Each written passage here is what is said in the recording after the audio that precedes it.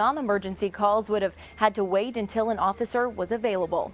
Live in the newsroom, Susan Campbell, Eyewitness News.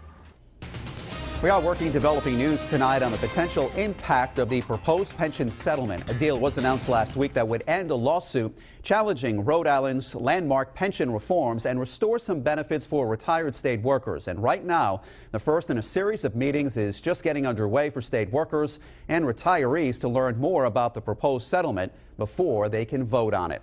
Eyewitness News reporter Todd Wallace is live now in Cranston with the developing details.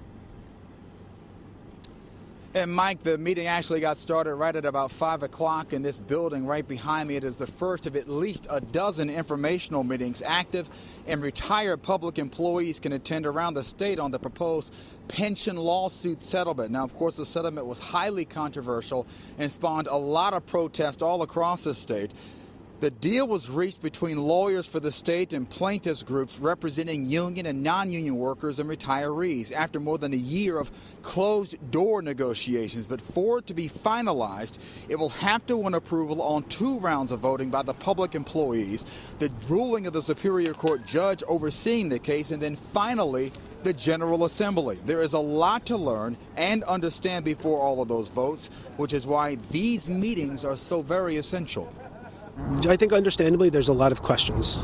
This is something that impacts people in a very personal manner. This is something that impacts a member's ability to plan for the future. And so rightfully it's appropriate that they have a number of questions. And that was Ray Sullivan. He's a spokesperson for the Plaintiffs Coalition. I asked him what the meeting would have as far as informing the people who are attending. He said it would be a video presentation, also a PowerPoint, and then lots of question and answer. I asked him how long does he think the meeting would last. He said until every question is answered, which means it could go on for quite some time. In fact, the entire parking lot is packed. We will also have another live report coming up at 6:30 on Eyewitness News on Fox Providence. But for now, reporting live with the West Bay Mobile Newsroom, Todd Wallace, Eyewitness News.